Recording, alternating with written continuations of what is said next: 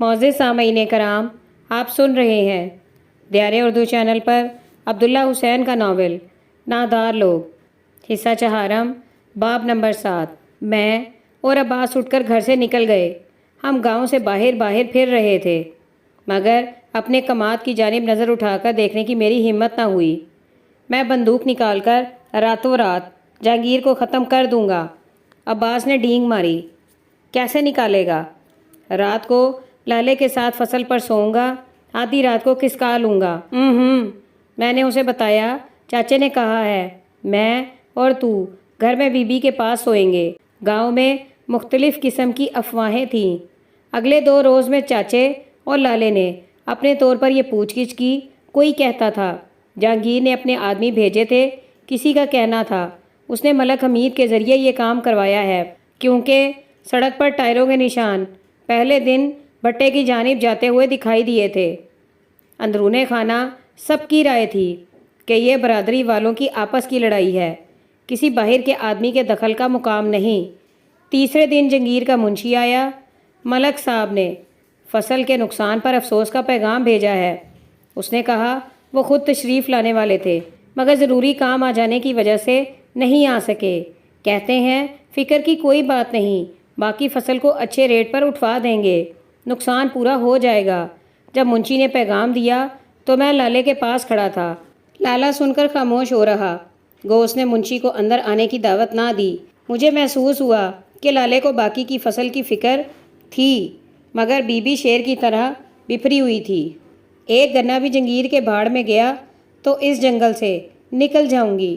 جا، وہ لالے سے بولی، اپنے مزدوروں کو بھڑکا، جو مرضی ہو کر، مگر مل بند کرا۔ چاچے نے دوڑ کر منشی کو گلی کی ٹکر پر جا لیا اور ایک درخت کی چھمک سے اسے پیٹنا شروع کر دیا۔ منشی جان بچا کر بھاگا۔ شاباش سکو، تو نے میرے دل کی بات کی ہے، چاچا واپس آ کر بولا۔ تو عوانوں کی برادری نہیں، تیرے اندر راجپوت قوم کا خون ہے۔ میں سارا دن گھر سے باہر پھرتا رہا۔ عباس کو چاچے نے گھر بار کی دیکھ بھال کے لیے واپس بھیج دیا تھا اور ہدایت کی تھی کہ وہاں پہنچ کر ماسی کو کسی کمی کے ساتھ یہاں بھیج دے۔ میں گاؤں کے باہر دن بھر اکیلا پھر آ کر واپس آ گیا۔ اس دن کے دوران میرے دل کے اندر ایک مدھم سا ارادہ شکل اختیار کرتا رہا تھا۔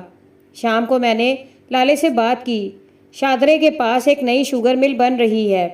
ہاں، لالے نے کہا، جڑاں والے روڈ پر۔ تجھے کس نے بتایا ہے؟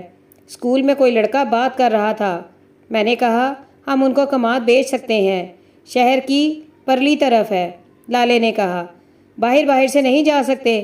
جا تو سکتے ہیں، مگر خرچہ بہت آئے گا، ہم اپنا گڈھا نہیں بنا سکتے۔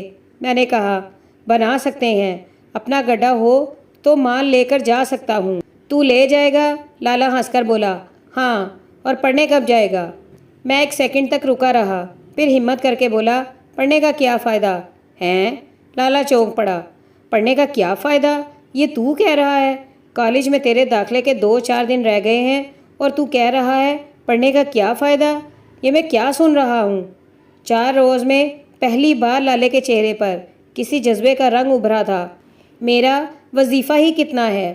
میں نے کہا اس سے کیا فرق پڑتا ہے؟ پیسے کہاں سے آئیں گے؟ تجھے اس کی فکر کرنے کی ضرورت ہے؟ ضرورت کیوں نہیں؟ شوگر مل کا رستہ تو بند ہو گیا ہے۔ میں نے کہا اس وقت مجھے اس بات کا علم نہیں تھا، مگر میں اندر ہی اندر عباس کی نقل کرنے کی کوشش کر رہا تھا۔ وہ مجھ سے عمر میں 1-8 سال ہی بڑا تھا، مگر طور طریقے میں کئی برس پیشتر ہی گویا سن بلوغت کو پہنچ گیا تھا۔ اچانک لالا ہنس پڑا۔ یہ بھی 4 روز میں پہلا موقع تھا کہ اس کے چہرے پر ہنسی نمودار ہوئی تھی۔ ہم صحن میں کھڑے تھے۔ لالے نے مجھے بازو سے پکڑ کر چارپائی پر بٹھایا، پھر میرے ساتھ بیٹھ کر سنجیدگی سے کہنا شروع کیا، دیکھ سرفراز، میں جانتا ہوں تجھے بہت فکر ہے، مجھے بھی بڑی فکر ہے، مگر میں تیری تسلی کے لیے اصل صورتحال واضح کرنا چاہتا ہوں۔ شوگر مل کی ہمیں ضرورت نہیں۔ اگر ہم گڑ بھی بنائیں تو پچھلے سال کی بچت ملا کر تیرا 2 سال کا خرچہ آسانی سے نکل آتا ہے۔ پھر اللہ وسیلہ پیدا کرنے والا ہے۔ میں یہ بھی جانتا ہوں کہ تو ہاسٹل میں رہے گا۔ جس کالج کا میں نے انتخاب کیا ہے وہ شہر کے دوسرے کونے پر ہے۔ روز آنے جانے میں پڑھائی کا حرج ہوگا۔ خرچے کا بندوبست میرے پاس ہے۔ مگر میری ایک بات ہمیشہ یاد رکھ، آج کے بعد میں یہ نہیں سننا چاہتا کہ پڑھنے کا کیا فائدہ۔ میں چاہتا ہوں تو ایم اے پاس کرے، پی سی ایس کے امتحان میں بیٹھے۔ پڑھائی میں تو جہاں تک جائے گا میں تیرے ساتھ چلوں گا۔ وہ جوش سے بولا، مجھے اگر منڈی میں جا کر مزدوری بھی کرنی پڑے تو تیرا خرچہ اٹھاؤں گا۔ لالے کی بات کے آگے میری قوت برداشت ختم ہو گئی۔ میں اٹھا اور تیز قدم اٹھاتا ہوا گھر سے باہر نکل گیا، مگر اب باہر کی دنیا کے آگے میری مدافعت ڈھال کی طرح مضبوط تھی۔ میں سیدھا اپنی زمین پر گیا اور آنسوؤں کی جھلملاہٹ میں اس گری ہوئی فصل کی ایک ایک پوری کو دیکھتا رہا جس کا رس سوکھ گیا تھا اور گانٹھیں جل کر سیاہ پڑ چکی تھی۔ 4 روز کے اندر اس جیتی جاگتی فصل کا تخم مردہ ہو گیا تھا۔ یہ وہ دن تھا جب ایک محیب غصے کا غبار سمٹ کر ایک سخت گٹھلی کی صورت میں میرے دل کے اندر بیٹھ گیا تھا۔ اس دن سے میرے اندر قوت حاصل کرنے کی خواہش نے جنم لیا تھا۔ وقت کے ساتھ اس خواہش کا رخ ہر حملہ آور کی جانب مڑتا چلا گیا تھا۔ اٹھو اٹھو، صبح سویرے احمد شاہ نے لوہے کے گلاس میں چمچہ بجا بجا کر شور مچایا۔ اٹھو، وہ پکارا، وگرنہ حشر نہیں ہوگا پھر کبھی۔ دوڑو زمانہ چال، چپ کر یار، سویرے سویرے بولیاں بولنی شروع کر دیتا ہے، سلیم نے سوئی ہوئی غصیلی آواز میں کہا اور پانسا پلٹ کر لیٹ گیا۔ گھنٹی بج گئی ہے، گھنٹی، احمد شاہ بولا۔ میر صاحب نے 1 گھنٹے کا نوٹس دیا ہے، 9 بجے کمرہ خالی مانگتا ہے۔ میر صاحب کی ماں کی، غلام حسین نے بستر پہ آنکھیں کھول کر گالی دی۔ اوئے، کیا تڑکے منحوس بولی بولتے ہو، نہ خدا کا نام نہ رسول کا، تمہیں پتہ نہیں جنگ لگی ہے، احمد شاہ نے کہا۔ احمد شاہ گجرات کے ایک معمولی سے گدی نشینوں کا رشتہ دار تھا اور روزانہ فجر کے وقت اٹھ کر نماز پڑھنے اور گرمی ہو یا جاڑا ٹھنڈے پانی سے نہانے کا عادی تھا۔ اس کی اس عادت سے سب بیزار تھے۔ صبح سویرے وہ اپنے فرائض سے فارغ ہو کر سب کو جگاتا تھا تو اس کا سرخ گالوں والا تر و تازہ چہرہ دیکھ کر دوسرے تینوں اپنی آنکھیں چھپا لیتے اور ہاتھ سے اسے دفع ہونے کا اشارہ کرتے تھے۔ وہ کانگڑی پہلوان اٹھو، وہ کہا کرتا تھا، تازہ پانی سے نہا کر فجر پڑھنے والے کو کبھی قبض کی شکایت نہیں ہوتی۔ اس میر صاحب یہودی کو پتہ نہیں کہ باہر جنگ لگی ہے، غلام حسین نے کہا۔ 1 گھنٹے کا نوٹس دیتا ہے، دوسرے گھنٹے کا پتہ نہیں۔ میرے دل میں تو ایک ہی حسرت ہے کہ ہمارے جاتے ہی یہاں بم گرے۔ 1 گھنٹے کے نوٹس کا اسے مزہ آ جائے۔ میرا سارا پروگرام تباہ کر دیا ہے۔ آج شام کو راشد نے ملنے کا وعدہ کیا ہوا تھا، اب میں اسے لے کر کہاں جاؤں گا جہاں پہلے لے کر جاتے تھے۔ آج شام کو راشدہ نے ملنے کا وعدہ کیا ہوا تھا، اب میں اسے لے کر کہاں جاؤں گا جہاں پہلے لے کر جاتے تھے، احمد شاہ شرارت سے بولا۔ پہلے کہاں ملی ہے یار، غلام حسین مایوسی سے بولا۔ 6 وعدے کر کے دگا دے گئی، حرام خور، مگر آج کے لیے تو اس نے قسم لکھ کر بھیجی ہے۔ یہ دیکھ۔ وہ کرتے کی جیب سے کاغذ کا پرزہ نکال کر ایسے انہماک سے پڑھنے لگا گویا پہلی بار اس کے ہاتھ میں آیا ہو۔ اوے چپ کر، گھر جا اور شریفوں کی طرح زندگی گزار، تو کن بکھیڑوں میں پڑ گیا ہے، احمد شاہ نے کہا۔ تجھے کیا فکر ہے، غلام حسین بولا۔ تیری سیدانی تو گھر بیٹھی تیرا انتظار کر رہی ہے نا، تاکہ تو آئے اور نمازیں پڑھ پڑھ کے اور ٹھنڈے پانی سے نہا نہا کر اس کا دماغ خراب کر دے۔ دیکھ لینا، شادی کے 3 مہینے کے بعد واویلا کرتی ہوئی گھر سے نہ نکل گئی تو میرا نام بدل دینا۔ سلیم نے غلام حسین کے ہاتھ میں کاغذ کا پرزہ دیکھا تو ایک دم چھلانگ لگا کر بستر سے اٹھا۔ اوہو ہو، میں نے تو فوزیہ کو خط لکھنا ہے۔ میر صاحب اب کس کو کمرہ دے رہا ہے، سرفراز نے پوچھا۔ پتہ نہیں، 9 بجے نئے کرایہ دار آ رہے ہیں، بس یہ کہہ کر چلا گیا ہے، احمد شاہ نے بتایا۔ اور ہاں، اوے سنو، ایک خبر سنانا تو میں بھول ہی گیا۔ کیا خبر ہے؟ نتیجہ 2-4 دن میں نکلنے والا ہے۔ تجھے کیسے پتہ ہے؟ آج میں نماز کے بعد سیر کے لیے نکل گیا تھا، وہاں سپرنٹینڈنٹ شیخ صاحب مل گئے، انہوں نے بتایا ہے تو اس کاذب شیخ کی بات پر اعتبار کرتا ہے؟ ہاں، اس کے رشتہ دار ہمارے مرید ہیں۔ کاذب کا کیا مطلب ہے؟ اس کا مطلب ہے جھوٹا۔ اوے علم حاصل کرو، تم یہاں آلو چھولے بیچنے نہیں آئے۔ آخری منظر جو اس چوبارے کا سرفراز کی آنکھوں میں رہ گیا تھا وہ یہ تھا۔ احمد شاہ سب سے پہلے تیار ہو کر اپنے صندوق اور اس کے اوپر گول باندھے ہوئے بستر پر بیٹھا ریڈیو کی سوئی گھما گھما کر مختلف اسٹیشنوں سے خبریں سن رہا تھا۔ سلیم جو اینک اپنے صندوق میں بند کر کے بھول چکا تھا، اپنی ناک کاغذ کے ساتھ جوڑے جلد جلد خط مکمل کر رہا تھا۔ ختم کرنے کے بعد اس نے کاغذ کو دورہ تیرا کر کے دھاگے میں لپیٹا اور دھاگے کا سرا ایک چھوٹے سے پتھر کے ساتھ باندھ کر کھڑکی میں جا کھڑا ہوا۔ کھڑکی سے سر باہر نکال کر اس نے دائیں بائیں نظر دوڑائی اور پتھر سے بندھا خط اپنی محبوبہ کے کوٹھے پر پھینک دیا۔ چلا چل کبوتر، لفافے کی چال۔ احمد شاہ نے ریڈیو سے دھیان ہٹا کر کہا، نہ تم لوگ کبھی یہاں آؤ گے، نہ کوئی موقع ملے گا اور نہ کبھی ملاقات ہوگی۔ سرفراز نے کہا، اتنے تردد کا کیا فائدہ؟ کیا فرق پڑتا ہے؟ سلیم نے کہا، یاد تو رکھے گی نا؟ یاد رکھنے سے کیا فرق پڑتا ہے؟ یہ رومانس ہے، رومانس۔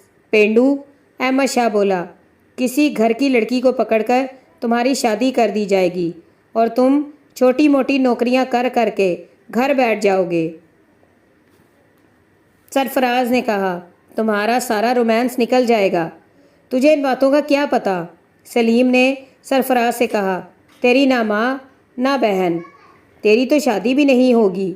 میں تو نائب تحصیلدار بنوں گا۔ احمد شاہ بولا، گورنر کا وعدہ مل چکا ہے، بس بی اے کرنے کی شرط ہے۔ بی اے کیسے کرے گا؟ تجھے تو ایف اے بھی نہیں آتی۔ تیری قسمت میں تعویذ بنانا ہی لکھا ہوا ہے۔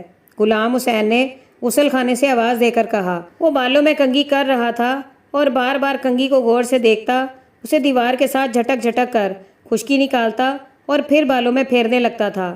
9 بجنے والے تھے، الوداع کا وقت آ پہنچا تھا۔ سب ایک دوسرے سے گلے ملے، دونوں ہاتھوں سے دست پنجے دبا دبا کر ہلاتے رہے اور ہاتھ ہلا ہلا کر رخصت ہوئے۔ 9 بجنے والے تھے، الوداع کا وقت آ پہنچا تھا۔ سب ایک دوسرے سے گلے ملے، دونوں ہاتھوں سے دست پنجے دبا دبا کر ہلاتے رہے اور ہاتھ ہلا ہلا کر رخصت ہوئے۔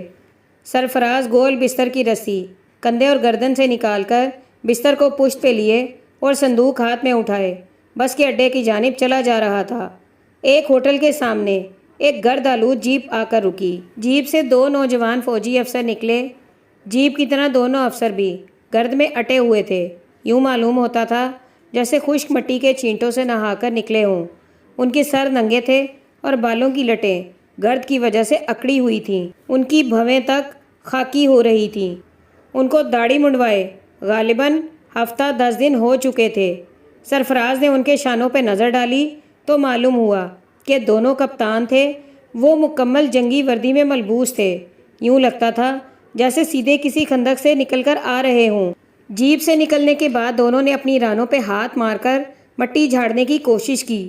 گرد و غبار کا ایک چھوٹا سا بادل نمودار ہوا، جس کے بیچ گھرے ہوئے دونوں افسروں نے ایک دوسرے کو دیکھا اور کپڑے جھاڑنے کی مزید کوشش ترک کر دی۔ پھر وہ مڑ کر ہوٹل کے اندر چلے گئے۔ ان کے بدن سے گو انتہائی تھکن کے آثار نمایاں تھے اور ان کے کندھوں میں خفیف سا جھکاؤ تھا، مگر ان کی چال میں ایک ایسی تفخرانہ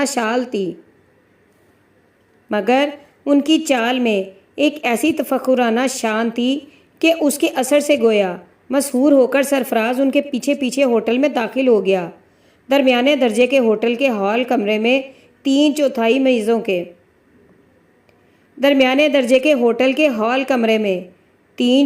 میزوں کے گرد لوگ بیٹھے مختلف قسم کے ناشتے کر رہے تھے۔ جیسے ہی لوگوں نے فوجی افسروں کو داخل ہوتے دیکھا، ان کے چلتے ہوئے منہ اور حرکت کرتے ہوئے ہاتھ رک گئے۔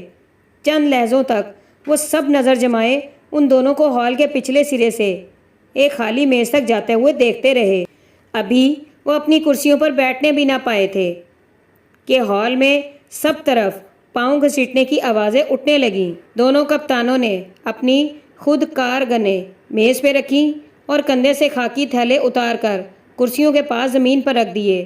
پھر جیسے کسی انکہے ارادے کے تحت ہال میں بیٹھے ہوئے سب لوگ ایک دم اپنی جگہ سے اٹھ کھڑے ہوئے اور ایک ساتھ زور سے تالیاں بجانے لگے۔ کپتانوں نے مڑ کر حیرت سے یہ منظر دیکھا کہ سب لوگوں کے رخ ان کی جانب تھے، نظریں ان پر لگی تھیں اور وہ ان کی طرف ہاتھ بڑھا بڑھا کر تالیاں بجا رہے تھے۔ ایک لہجہ وہ بے سمجھ نظروں سے ان لوگوں کو دیکھتے رہے۔ پھر جب انہیں اصل معاملے کا احساس ہوا تو دونوں کے چہرے پر سرخی کا ہلکا سا رنگ دوڑ گیا۔ وہ جھمتے ہوئے منہ موڑ کر کرسیوں پہ بیٹھ گئے، مگر تالیاں تھیں کہ بجے جا رہی تھیں۔ آخر دونوں کپتانوں نے بیٹھے بیٹھے مڑ کر دیکھا اور ہاتھ اٹھا کر تالیوں کا جواب دیا۔ تالیاں روک کر ہال کے سب لوگوں نے اپنی اپنی کرسیاں میزیں چھوڑ کر دونوں فوجیوں کی جانب دوڑ لگا دی۔ فوجی افسروں نے اس یلغار کو دیکھا تو اپنی گنیں میز سے اٹھا کر دیوار کے ساتھ کھڑی کر دی۔ اب لوگوں کا ہجوم ان دونوں کی پیٹھ ٹھونک رہا تھا۔ ایک ایک بندہ گھس گھسا کر آگے نکلنے کی کوشش میں تھا اور فوجی نوجوان کی پیٹھ تھاپنا چاہتا تھا۔ زندہ باد، زندہ باد، وہ ساتھ ساتھ پکارتے جا رہے تھے۔ جمگھٹے کے عقب میں دو بہرے چائے کے بڑے بڑے ٹرے اٹھائے ہوئے رکے کھڑے تھے۔ ایک ٹرے میں چائے کے برتن اور دوسرے میں کیک، پیسٹری، ابلے ہوئے انڈے، فرائی انڈے اور بسکٹوں کا ڈھیر تھا۔ ایک آدمی پیٹھ تھپکا کر ہجوم سے نکلا تو اس کی نظر بیروں پر پڑی۔ اس نے جلدی سے جیب میں ہاتھ ڈالا اور بٹوے سے 100 روپے نکال کر بیروں کے ساتھ کھڑے ہوئے ہوٹل کے مینیجر کے ہاتھ میں پکڑا دیے۔ ان سے پیسے نہیں لینا، اس نے کہا۔